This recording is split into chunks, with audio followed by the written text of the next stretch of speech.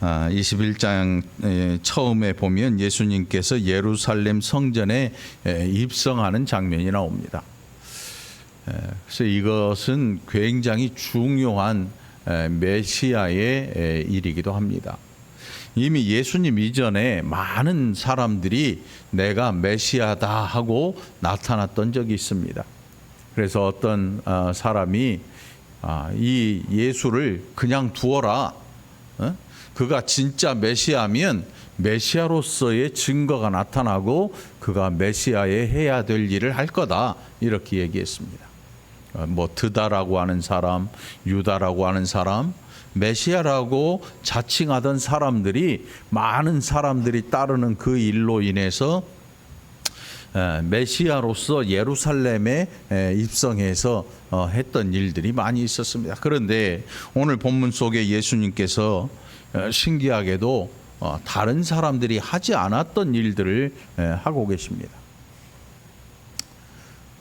여러분, 많은 사람들이 자기를 따라오는 이런 일이 생기면요, 높아집니다.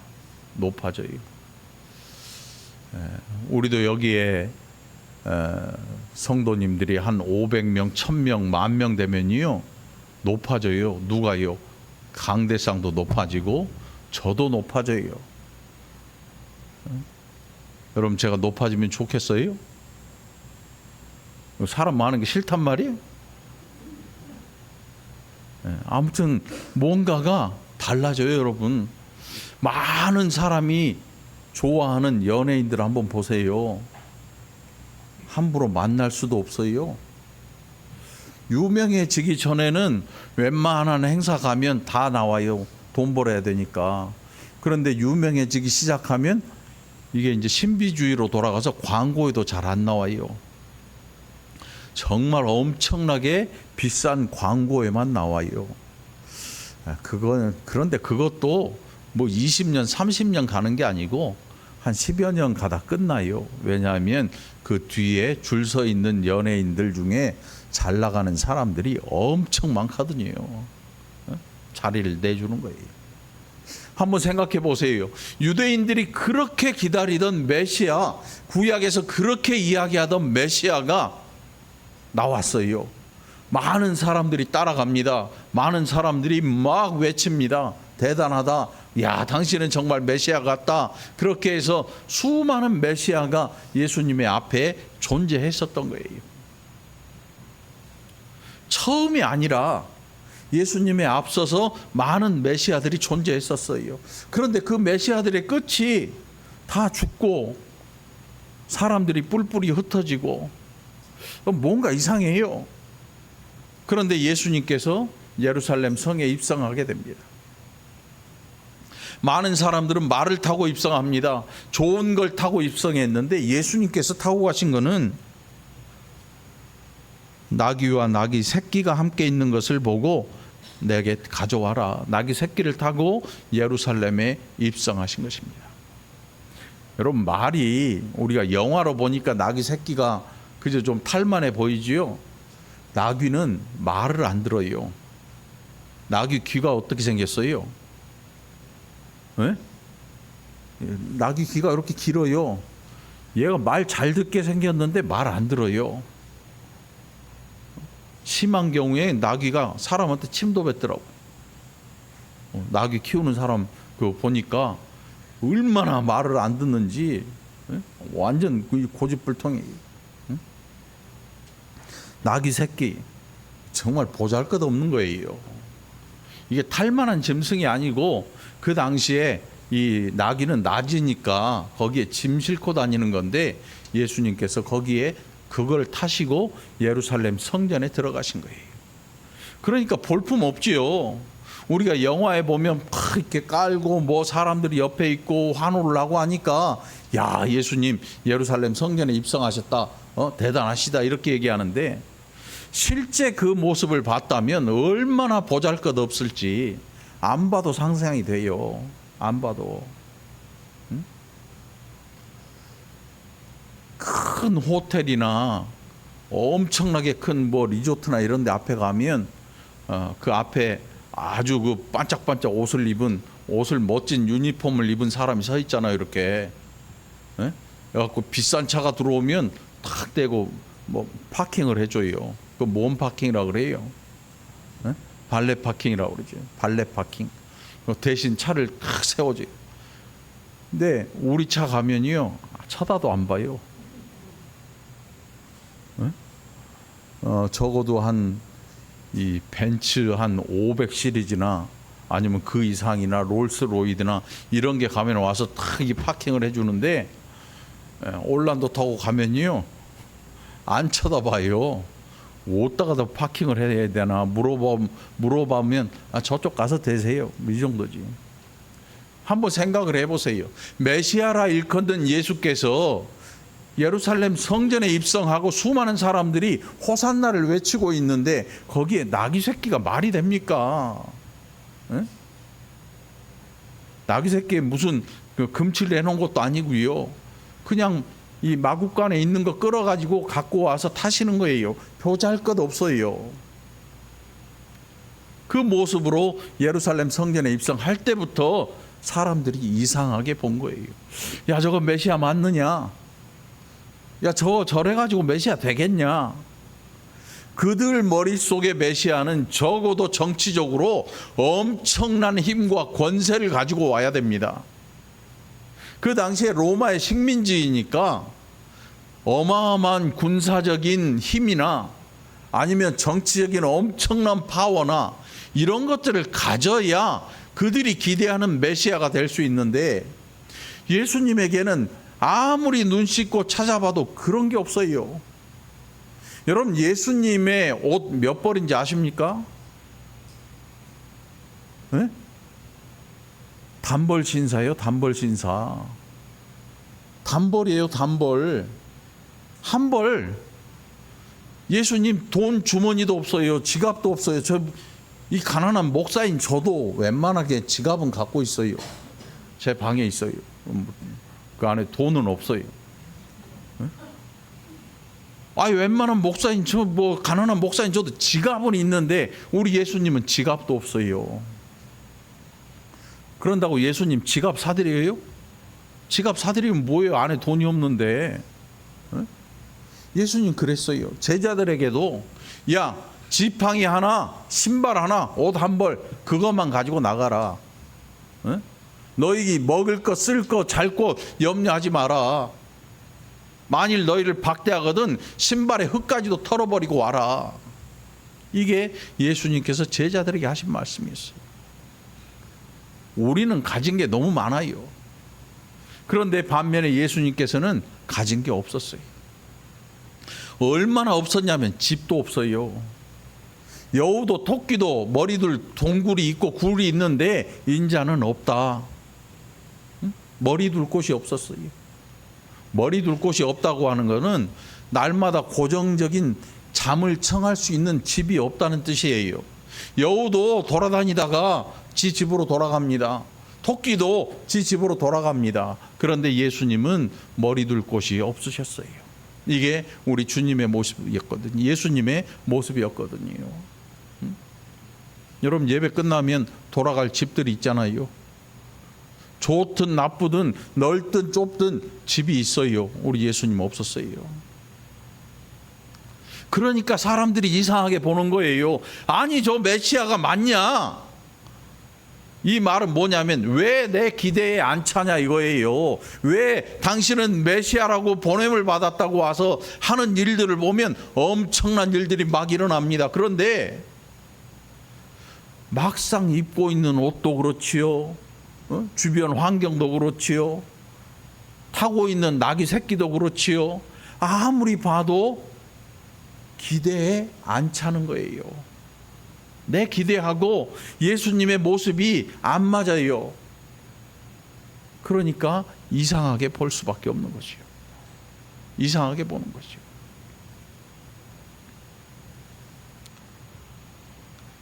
여러분들 교회를 다닐 때에 이 기대감을 가지고 예수님에 대해 내 기대를 가지고 예수님 바라보면요 신앙이 안 자라납니다. 절대 안 자라나요. 절대 예수님을 만날 수가 없습니다. 왜냐하면 내가 찾는 예수와 실제 예수님의 모습은 다르기 때문이에요. 너희가 이 소자 중 하나한테 한 것이 나에게 한 것이다라고 말씀한 것처럼 아무리 봐도 기대할 것 없는 그 사람이 바로 예수님일 수 있기 때문이지요. 우리의 기대와 우리의 높은 기대와 예수님의 실제 모습은 큰 차이가 있을 수 있습니다. 자, 바로 그 모습으로 사람들이 어디에 가든지 늘 예수님을 지켜보고 있었습니다.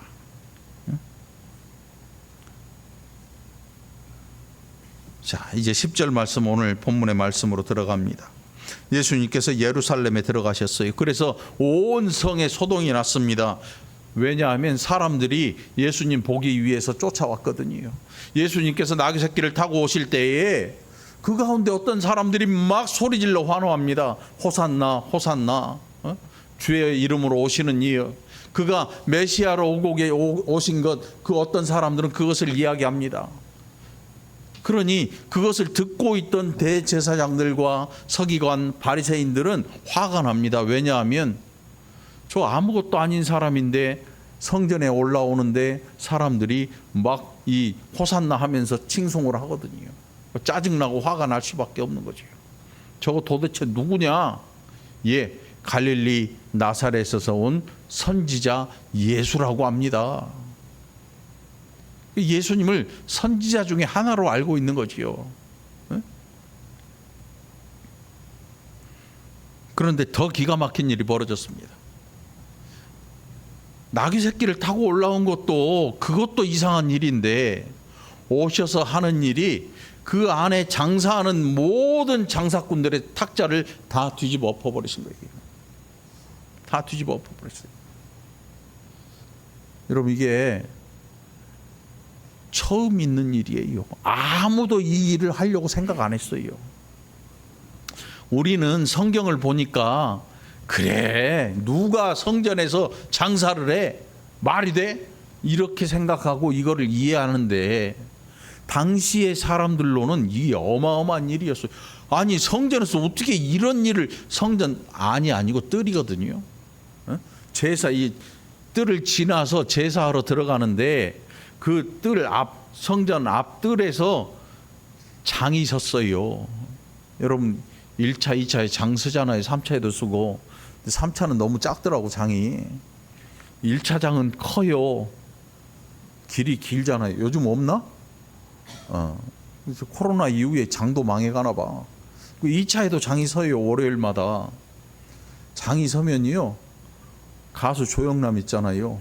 구경 한번 와보래. 장이라는 게 조용한 데가 아니잖아요.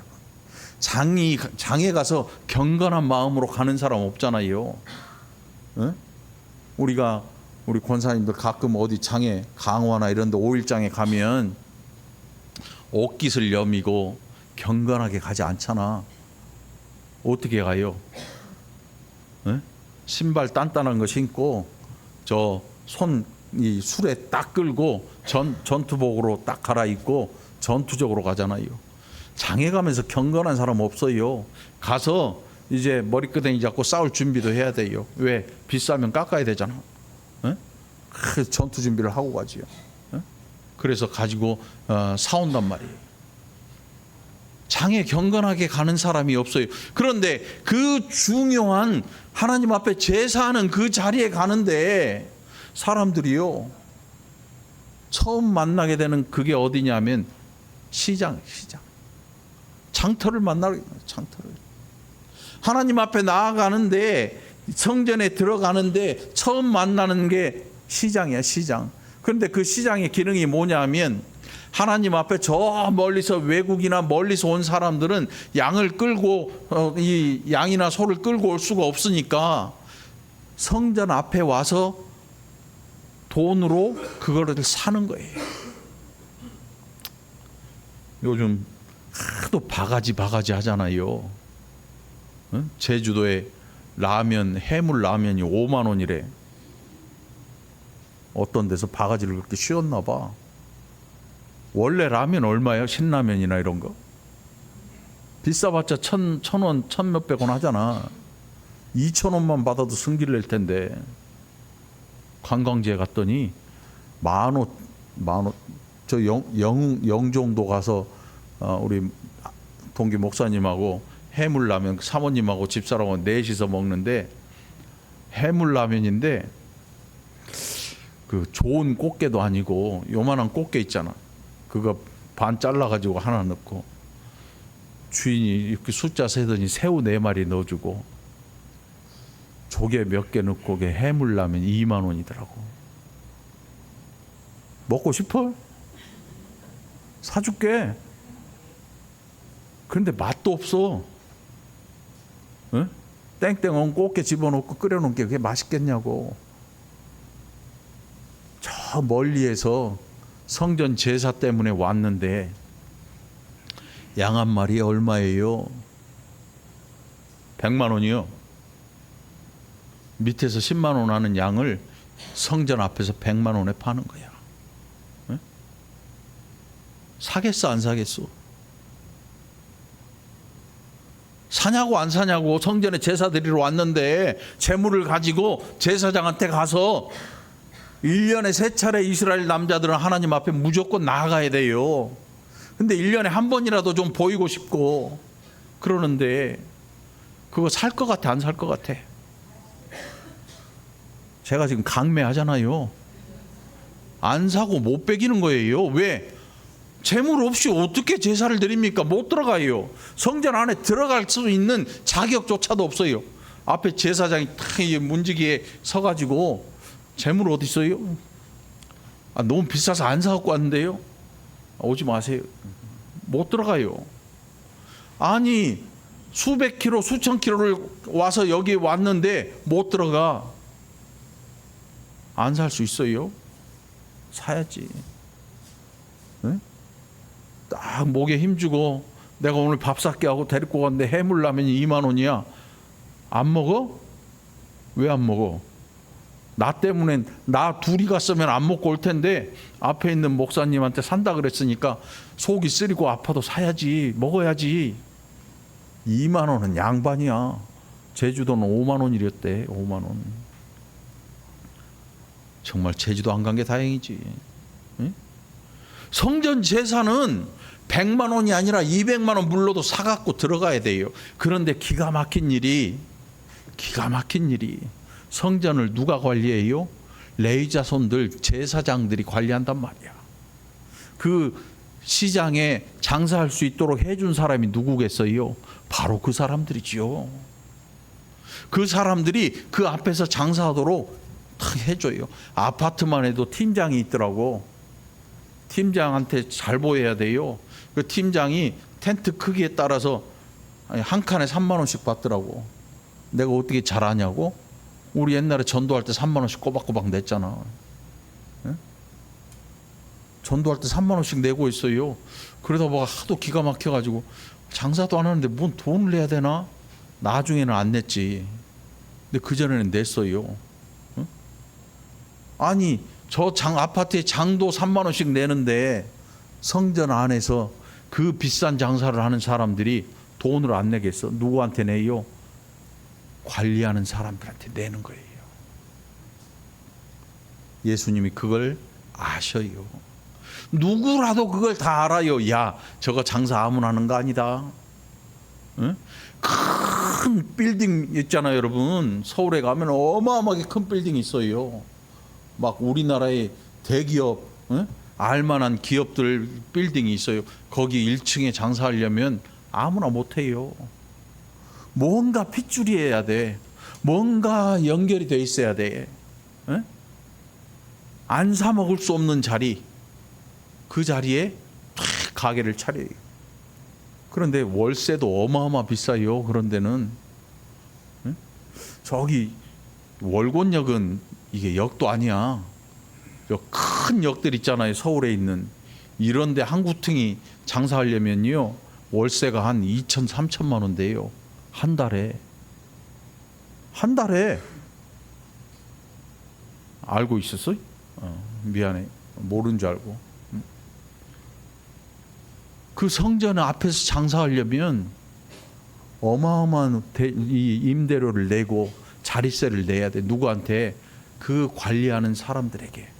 그런데 원래 그 성전은 그런 자리가 없어요. 성전 안에서 누가 장사할 자리를 만듭니까? 성전이 어떤 곳인데. 그런데 그 자리를 그 사람들이 돈을 받고 만들어서 야, 여기 장사해. 여기는 비둘기 팔고, 여기는 가루 팔고, 여기는 소 팔고, 여기는 양 팔고, 여기는 잡동사니 팔고, 여기는 국밥집, 여기는 몸밥집 해서 펼쳐놨어요. 장을 펼쳐놨어요. 그 장에 예수님께서 들어가셔서 그 성전 앞에 뜰에서 장사하는 모든 장사치들의 탁자를 둘러 엎으신 거예요. 그러니 성전이 여러분 난리가 났겠지요. 난리가 났겠죠. 장사하는 사람들이 기가 막힐 거 아닙니까?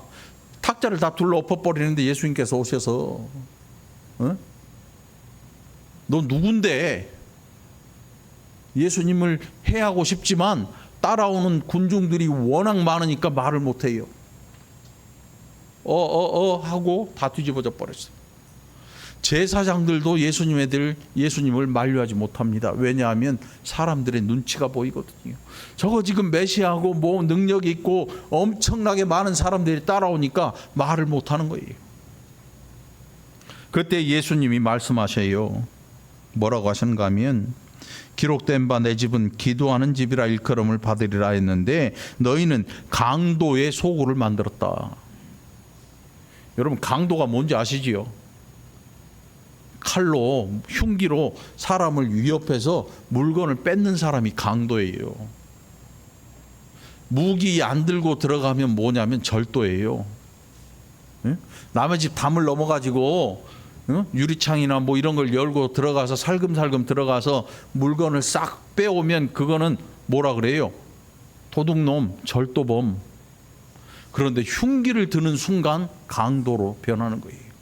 그 안에 있던 뭔가를 집어서 이 협박만 해도 강도가 되는 거예요. 그런데 예수님께서 강도의 소굴을 만든다고 그랬는데, 아니 장사들이 이게 칼을 들고 사람들한테 양 사라 이렇게 한 게 아닌데 예수님이 강도라는 표현을 쓰시거든요. 이게 무슨 뜻이냐면 그 사람들이 칼 안 든 강도, 여러분 우리 알잖아요. 야 저거 칼 안 든 강도네. 칼 안 든 강도가 뭐예요? 칼만 안 들었지 내 물질을 빼앗아가는 사람인 거예요. 그런데 어쩔 수 없이 뺏어가. 이런 칼 안 든 강도들이 난리가 나면 등장을 합니다. 그래서 이스라엘 역사 가운데 보면 어떤 왕이 있을 때에 이웃 나라가 와서 그 성을 막 에워싸고 포위를 해서 몇 달이 지나니까 먹을 게 없잖아요. 그때 어떤 일이 생겼냐면 비둘기 똥 한 갑에 몇십만 원, 몇만 원 이런 일이 생겼어요. 실제로. 그 안에서 어떤 여자 둘이서 밤에 속닥속닥 하더니 오늘 저녁에는 네 아들 먹고 내일 저녁에는 우리 아들 먹자. 잡아먹고 낙타 똥도 사고 팔고 이 정도로 칼 안 든 강도들이 등장을 했단 말이에요. 이 구약에 보면 실제로 있었어요. 그런데 예수님께서 너희는 강도의 소굴을 만들었다 이렇게 말씀하시는 이유가 진짜예요. 예수님께서 막 오버하고 확대하는 이런 분이 아니고 정확하게 말씀하신, 안 살고는 못 배겨요. 제사는 드려야 돼 무조건. 그래서 비싼 걸 뻔히 알면서도 거기에서 양을 살 수밖에 없어요. 다 비싸지요. 여러분 관광지 가면 요즘은 인터넷이 발달해서 뭐가 얼마인지 금세 알잖아요. 이 옛날에는 관광지에 가면 의뢰 바가지인 줄 알고 비싸게 사. 그러니까 바가지를 씌워. 그런데 옛날 바가지는 귀여운 바가지야. 요즘 바가지는요 대박이야. 대박. 큰 바가지야. 방값이 바다가 보이는 그 휴가철 피크 때가 되면 앞에 그 펜션이나 이런 데 값이 얼마까지 오르냐면 평소에는 한 25만 원 하던 게 피크가 되면 150, 200, 10배 뛰어. 5배에서 10배 뛰어. 진짜로. 그런데 신기하게도 사람들이 거기를 가. 왜 가냐 하면 휴가 때니까 가야 되니까 어쩔 수 없이 들어가는 거야. 비싸도 자리가 없어. 비싸도. 그런데 요즘 사람들이 이제 하다 성질이 나니까 안 가. 너무 비싸니까 화가 나서 안 가. 응? 이런 일이 생기기도 해요. 성전 안을 예수님께서 다 둘러엎으셨어요. 사람들이 예수님을 이상하게 쳐다봅니다. 아니 여태껏 있었던 메시아라는 사람들은 저렇게 한 적이 없거든요. 그들이 행했던 일이 뭐냐면 높은 사람들과 함께 상석에 앉는 걸 좋아해요. 여러분 세상에 출세했다는 말이 뭐냐면 다른 많은 사람들이 있는데 그의 자리가 보장이 되는 거예요. 그게 출세한 거예요. 응? 그게 아니면 출세한 게 아니야. 응? 그래서 교회 행사, 부활절 같은 행사를 하면 저 밖에서 집회하잖아요. 거기 누가 오냐면 국회의원도 오고 시장도 오고 뭐 구청장도 오고 뭐 큰 교회 목사님들도 오고. 그런데 그 목사님들은 둘째 치고 그 사람들의 자리가 딱 써져 있어요. 이름이 써져 있어. 누구 자리 이렇게 써져 있단 말이지. 그 정도면 출세한 거야, 여러분. 그 정도면 출세한 거예요. 유대인들 중에 기득권이 있는 사람들, 사회적인 리더가 되는 사람들이 왜 예수님을 죽어라고 싫어하고 잡아 죽이고 싶은 생각이 있었냐면 그들과 함께하지 않았어요. 오히려 그들의 신앙을 예수님께서 회칠한 무덤이라 일컬으시고 독사의 자식이라고 말하시고 말씀하고 평토장한 무덤이라고 말씀하니까 이 사람들이 너무나 싫은 거예요. 왜 너는 우리와 함께 앉지 않고 우리와 함께 하지 않느냐? 왜 우리의 종교적인 일에 대해 칭찬하지 않느냐? 인정하지 않느냐 이거예요. 싫을 수밖에 없지요. 너무나 싫어해서 죽이려고 시도를 하는 거예요. 어떻게든 흠잡아서 죽이려고 모의를 하고 이런 일들을 행하는 거지요. 여태껏 해왔던 사람들과 완전히 달라요. 그래서 그들의 펼쳐놓은 이 시장을 인정해주고 못 본 채 지나가고 했던 사람들하고 달리 예수님께서는 너희는 하나님께서 만민의 기도하는 집이라고 이렇게 칭하는 이 성전을 강도의 소굴로 만들어 버렸네. 이렇게 말씀하시고 다 둘러엎어 버리시는 거죠. 성전을 정결하게 하시는 거예요. 그게 정말 참된 메시아가 하시는 일이었던 거예요. 여러분 우리가 교회에 와서 해야 될 일이 뭡니까? 교회에 와서 해야 될 일. 아니 뭐 여전도에 옷장사 한다고 뭐라는 게 아니고 뭐 매실 장사 이거는 장사도 아니지 뭐.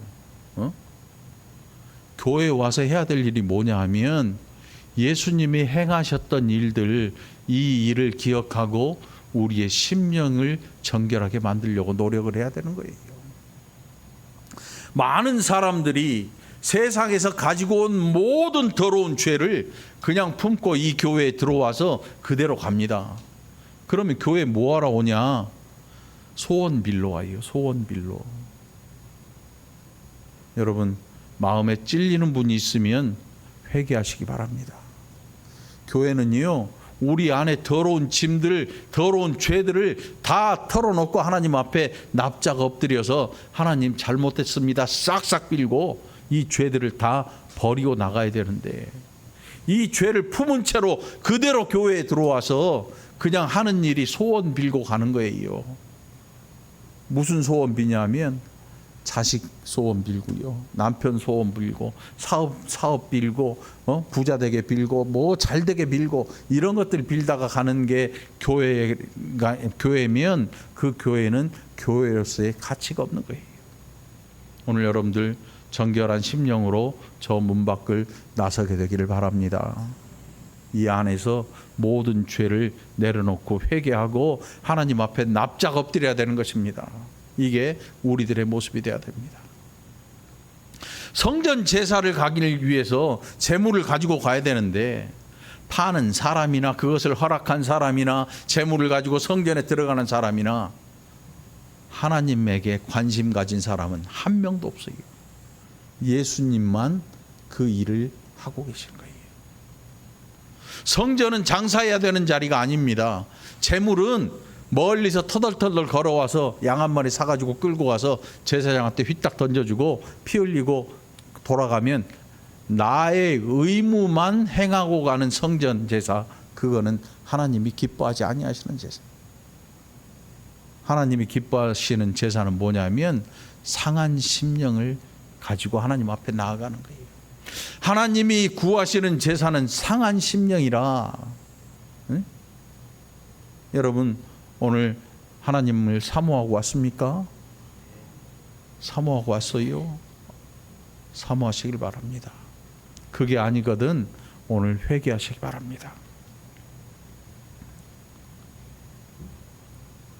예수님을 향해서 사람들이 외칩니다. 15절에 보니까 호산나 다윗의 자손이여 하는 어린이들을 보고 노하였다 그래요. 누가? 대제사장들과 서기관들이. 그 성전을 관리하는 사람들이에요. 성전의 그 시장과 결탁되어 있는 사람들, 그 돈을 자기 호주머니에 넣는 사람들. 네? 이상한 거지요.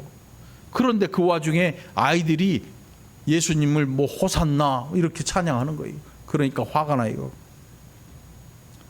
그러니까 예수님에게 말합니다. 예수님께서 그들이 하는 말을 듣느냐? 응? 어린아이와 젖먹이들의 입에서 나오는 찬미를 온전하게 하셨다.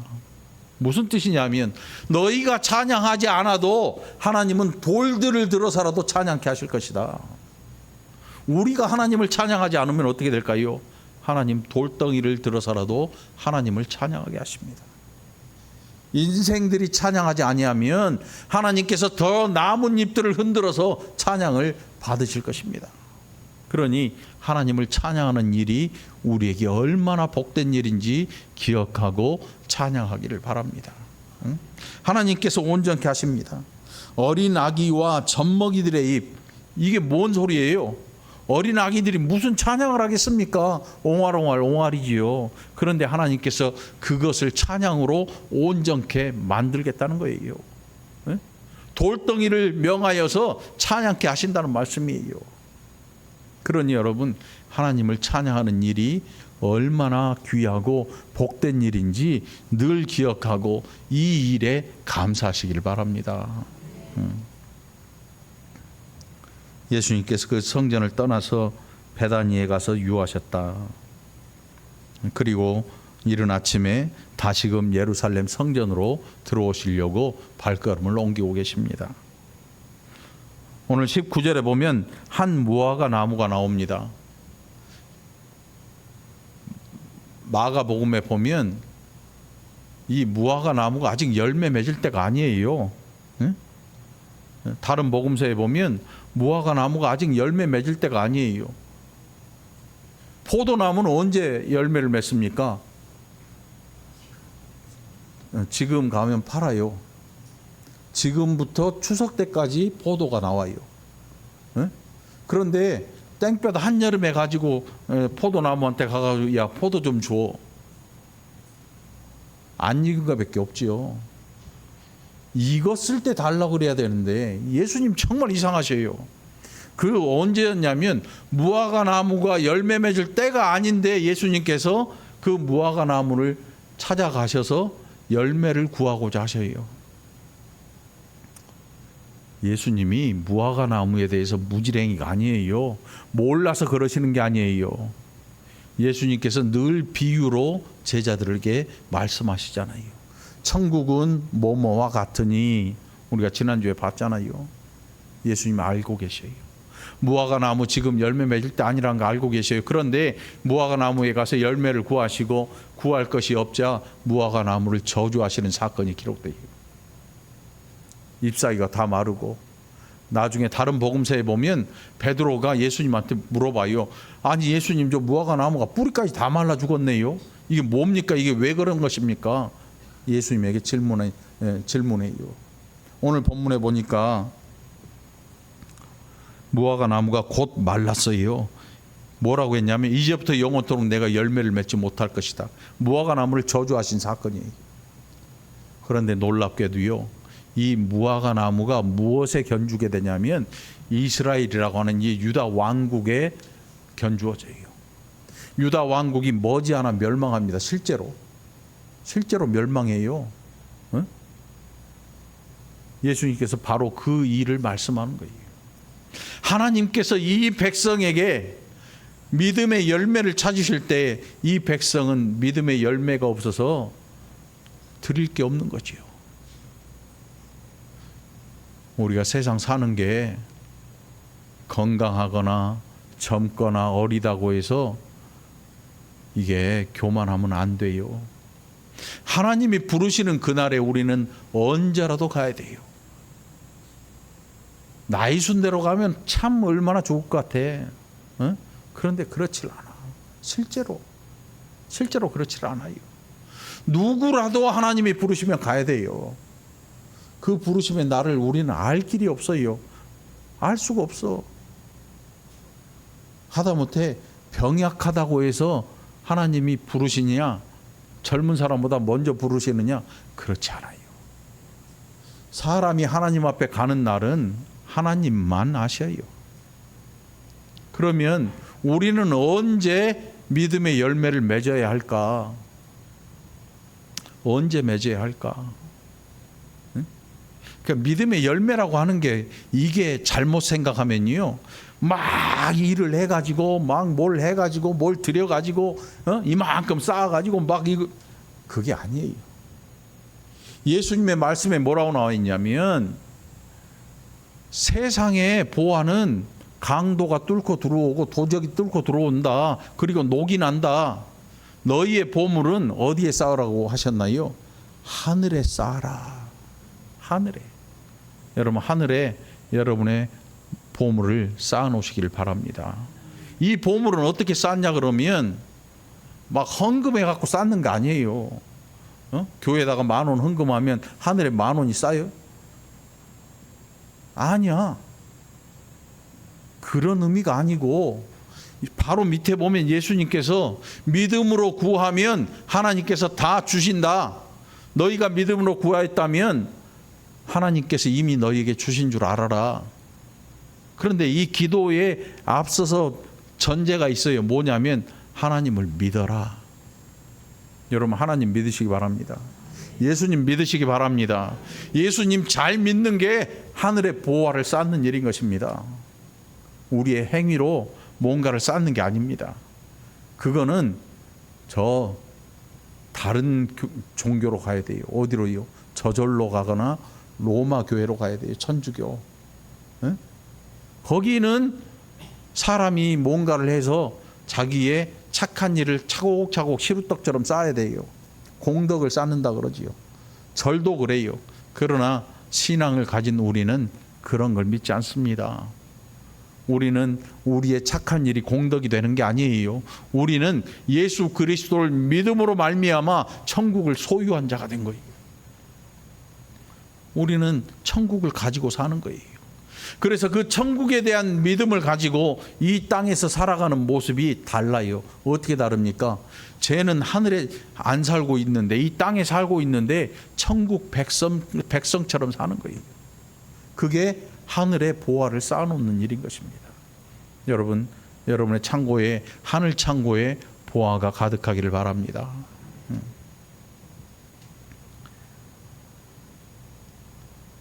이스라엘이 멸망할 것을 예수님께서 말씀한 거예요. 이 무화과 나무는 바로 이스라엘이라고 하는 유다라고 하는 이 나라를 비유해서 예수님께서 저주하신 사건이에요. 오늘 우리에게는 이 무화과 나무를 저주하신 이 능력을 막 사람들이 가지려고 합니다. 무화과 나무 저주하면 말라 죽는, 그 밑에 말씀 보면 얼핏 잘못 생각하면 그럴 수도 있을 것 같아요. 예수님이 뭐라고 하시는가 하면 너희가 믿음이 있고 의심하지 아니하면 이 무화과 나무에게 된 이런 일만 할 뿐 아니라 이 산더러 들려 바다에 던져지라 해도 될 것이요 너희가 기도할 때 무엇이든지 믿고 구하는 것은 다 받으리라. 예수님이 이렇게 말씀하셨으니까 우리가 이걸 딱 잘라요. 여기서 잘라버려요. 그런데 성경책은 자르면 안 돼. 성경책은 다 연결이 돼 있어요. 어디서 잘라요. 그래서 위험한 게 내 마음에 드는 성구 외우는 거야. 그거 별로 좋은 거 아니에요, 여러분. 그렇다고 외우지 말라는 거 아니야. 자동으로 외워지면 외워. 그런데 목숨 걸고 외울 필요는 없어요. 에? 막 자기 입에서 나오는 막 알고 있는 복되는 성경 구절만 외우는 분들이 있더라고. 그런데 그거 별로 영향가 없어요. 성경 구절은 이렇게 잘라버리면 안 되는 거야. 성경은 66권이 연결되어 있어요. 누구랑? 예수 그리스도와 연결이 되어 있는 거예요. 성경은 우리한테 복 주려고 복덩어리 돈 좀 주려고 기록된 책이 아니고 우리에게 예수 그리스도를 전해주는 책이야. 그래서 잘라버리면 안 돼. 우리는 너무 잘라버렸어. 뭐 몇 장 몇 절에 뭐가 막 외우기는 잘도 외워. 왜? 교육하면 또 우리나라 아니겠어요? 교육하면 2살 3살만 돼도요 구구단을 외워요. 어떻게 외워요? 엄마가 가만 안 놔도 2살 돼서 말만 터지면 구구단을 외자 구구단을 외자 엄마가 가르치고 막 찔러놓고 모르면 바보 되는 거야. 애가 너는 그것도 모르냐. 그러니까 유치원에 보내자마자 애가 글을 알고 들어가.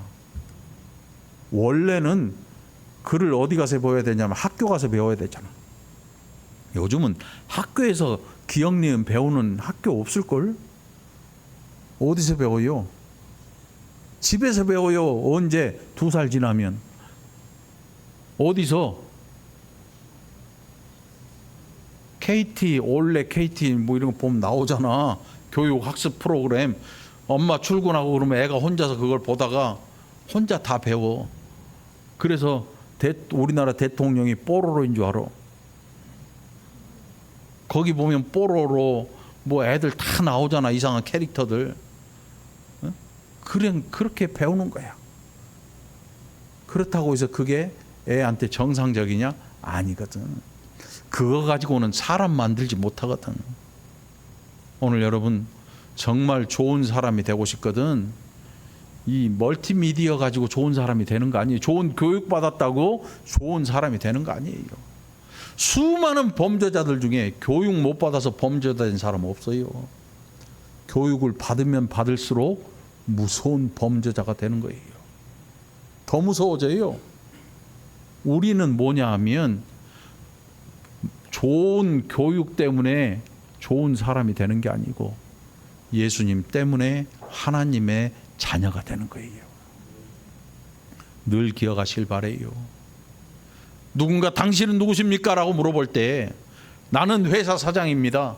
나는 어디에 관공서에 뭡니다. 나는 직급이 뭡니다. 이 자랑하지 말고 당신 누구십니까? 그러면 나는 예수의 사람입니다. 나는 예수님 믿는 사람입니다. 나는 하나님 자녀입니다. 이 말이 처음 튀어나온 사람이 진짜 하나님의 자녀인 줄 믿습니다. 여러분들이 그렇게 변화되기를 바랍니다. 세상 명패 이마에 붙이고 다니지 말고 세상 직급 이마에 붙이고 다니지 말고 오늘 여러분에게 누군가 질문한다면 당신은 누구십니까? 라고 질문한다면 나는 예수의 사람입니다. 이 말이 부끄럽지 않고 나오게 되기를 간절히 축원합니다. 그래서 믿음을 가지고 하나님 나라의 여러분의 보물을 그득히 쌓을 수 있는 좋은 하나님의 자녀들 되기를 간절히 축원합니다. 기도합시다. 하나님 아버지 감사합니다. 우리가 얼마만큼 어리석게 또 하나님 앞에서 살아가고 있었는지 얼마만큼 또 어리석게 예배를 드렸는지 이제 예수님의 모습을 통해서 우리가 가져야 할 믿음의 모습도 돌아봅니다. 우리 모두가 예수의 사람 되게 하여 주옵소서. 감사드리옵고 예수님의 이름으로 간절히 기도옵나이다. 아멘.